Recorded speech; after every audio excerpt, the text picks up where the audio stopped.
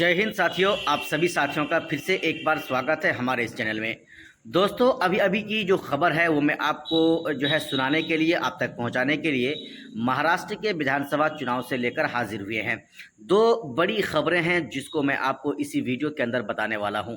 सबसे पहले मैं आपको बताऊंगा कि एमआईएम पार्टी के कौन कौन से उम्मीदवार कहां कहां से आगे चल रहे हैं, यानी उनको सबसे ज़्यादा वोट कहां कहां से मिल रहा है।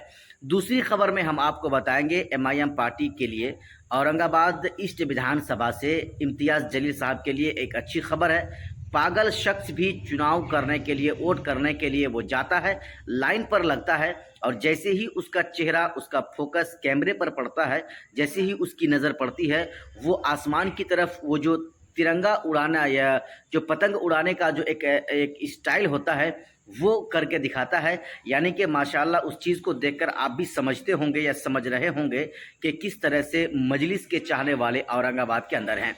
जी हाँ, मैं मोहम्मद असरारुल हक उर्फ सद्दाम हुसैन और आप तमाम दोस्तों का स्वागत है हमारे इस चैनल में।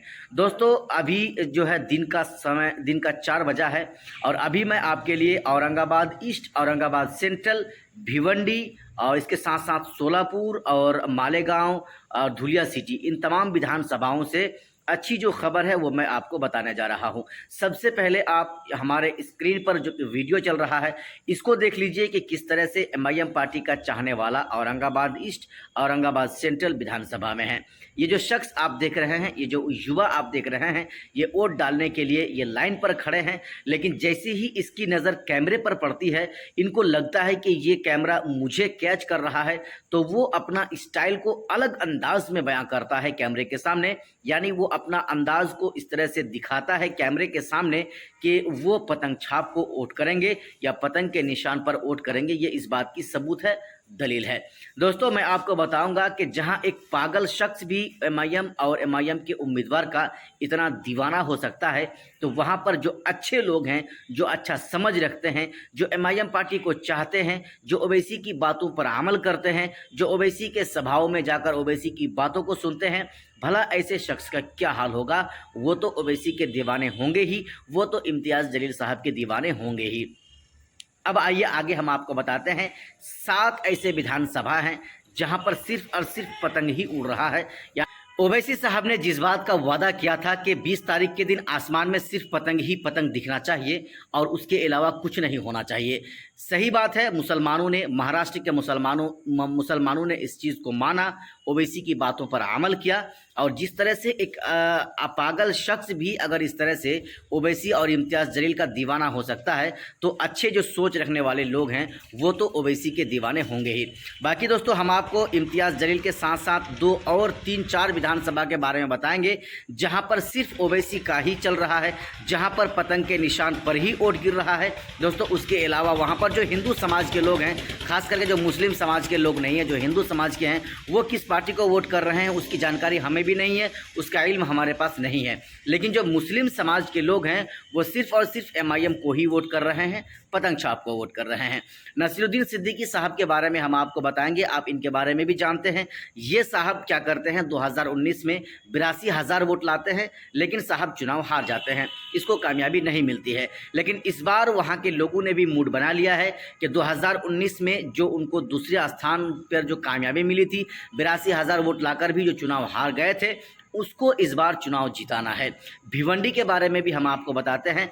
कल का एक वीडियो जो आपने देखा वारिस पठान का, जिसमें वो इंटरव्यू देते हुए वो रो पड़े थे और कहा था कि मेरी गलती क्या है, मेरी गलती इतनी है कि हम मुसलमानों की आवाज़ बनते हैं, जहाँ जहाँ मुसलमानों पर जुल्म होता है हम वहाँ पहुँच जाते हैं। मौलाना मुफ्ती सलमान अजहरी को पकड़ा गया, उसमें भी हम आवाज़ उठा लेते हैं। लेकिन हमारी गलती क्या है, हमारी गलती तो यही है कि हम लोगों के लिए चले जाते हैं, लोगों की आवाज़ बनते हैं, और जब चुनाव की बारी आती है, जब वोट करने की बारी आती है, तो कुछ लोग हमारा दुश्मन बनते हैं और हमारा खिलाफ काम करते हैं। वारिस पठान के बारे में भी अगर हम आपको कहेंगे, 100% तो हम आपको ये जानकारी नहीं दे सकते हैं कि वहाँ पर सिर्फ एमआईएम को ही वोट पड़ रहा है, लेकिन वहाँ पर जो एमआईएम पार्टी का जो दुश्मन है वो कहीं ना कहीं एमआईएम पार्टी के वोट को तोड़ने में कामयाब दिख रहे हैं। उसके बाद हम आपको बताते हैं मुफ्ती इस्माइल साहब जो मालेगांव विधानसभा से हैं, फारूक शाह साहब जो धुलिया विधानसभा से हैं। इन तमामों के बारे में क्लियर है कि इंशाल्लाह ये सभी एमआईएम का विधायक बनेंगे और माशाअल्लाह 4 से 5 तो बनना ही बनना है, इस बात को तो आप कहीं लिख कर रख लीजिए। लेकिन जिस तरह से महागठबंधन एमवीए गठबंधन यानी महाविकास अघाड़ी गठबंधन और बीजेपी गठबंधन, इन दोनों गठबंधनों को जिस तरह से इन दोनों के बीच में जिस तरह ताना खींची चल रहा है, ऐसा लग रहा है कि इंशाअल्लाह 23 नवंबर के बाद एमआईएम पार्टी महाराष्ट्र के अंदर इतिहास लिखेगा। इतिहास क्यों लिखेगा? जब भी किसी गठबंधन के पास फुल बहुमत नहीं होगा, 2 4 5 विधायक किसी को भी सरकार बनाने को चाहिए, तो दोस्तों उस समय में आप लिख लीजिए ओवैसी बीजेपी को समर्थन नहीं करेगा और महाविकास अघाड़ी को समर्थन जरूर करेगा, लेकिन करेगा वो इस सूरत पे जैसे उनको गठबंधन में शामिल नहीं किया गया तो ओवैसी भी अपनी मांग को इस प्रकार से रखेंगे कि सबसे पहले इम्तियाज जलील साहब मुख्यमंत्री हों, उसके बाद ही कोई बातें आपकी मानी जाएगी। दोस्तों ये बात सच है, ये बात सच है, ऐसा ही होने वाला है और इंशाअल्लाह ज़रूर होकर रहेगा। इम्तियाज़ जलील साहब चुनाव जीत रहे हैं, इसमें कोई शक की बात नहीं है। इम्तियाज़ जलील साहब ने चुनाव करके ही, वोट डाल के ही वो बाहर आकर मीडिया से बात करते हुए कहा कि ज़रूर जो है आप लोग वोटिंग परसेंटेज को बढ़ाएं, अपने घरों से निकल कर वोट करने को आएँ और मजलिस के हक़ और मेरे हक़ में ज़रूर वोट करें, इम्तियाज़ जलील साहब ने कहा है। जिस तरह से लोगों को बरगलाया जा रहा है, लोगों को बहकाया जा रहा है कि ओवैसी के उम्मीदवार चुनाव नहीं जीत रहे हैं, आपको उनके इस अफवाह पर नहीं आना है, ध्यान नहीं देना है। ओवैसी के जो उम्मीदवार हैं आपको उनके हक में वोट करना है। अगर आप जानते हैं, अगर आप सच्चे और पक्का मोमिन हैं, मुसलमान हैं, अगर आपके लिए ओवैसी आवाज़ उठाता है, अगर आपके लिए ओवैसी पार्लियामेंट के अंदर बोलता है, हिंदुस्तान के किसी भी राज्य में अगर मुसलमानों पर जुल्म होता है, अगर मदरसों को तोड़ा जाता है, अगर मस्जिदों को तोड़ा जाता है, अगर कोई शख्स बोलता है तो सबसे पहले ओवैसी बोलता है। इस बात को आप यकीन मानिए साहब, इस बात को आप यकीन मानिए, ओवैसी बोलता है। ओवैसी की पार्टी ऑल इंडिया मजलिस इत्तेहादुल मुस्लिमीन पार्टी के नेता बोलता है।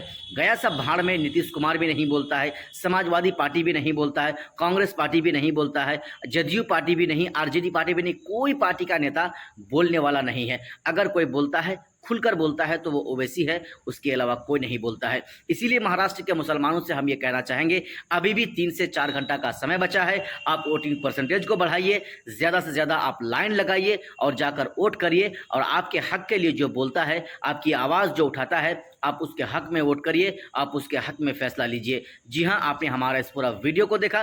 बाकी आपको क्या लग रहा है, कितने उम्मीदवार हैं जो एमआईएम पार्टी के महाराष्ट्र में चुनाव जीतेंगे और कितने हैं कि नहीं जीतेंगे? अगर जीतेंगे तो कौन कौन हो सकते हैं, उनका नाम क्या है, आप हमारे इस वीडियो के नीचे कमेंट बॉक्स में ज़रूर लिख सकते हैं। बाकी एक चीज़ आपको और भी बताना है कि क्या एमआईएम पार्टी, क्या ओवैसी 23 नवंबर के बाद वाकई में किंग मेकर बनेगा? क्या महाराष्ट्र की राजनीति में एक नया खेल देखने को मिलेगा या नहीं? आपको हमें हमारे इस वीडियो के नीचे कमेंट बॉक्स में ज़रूर लिखना है। बाकी दोस्तों वीडियो बहुत लंबा था, आपने पूरा वीडियो को देखा, देखने के लिए आपका बहुत बहुत धन्यवाद। जय हिंद।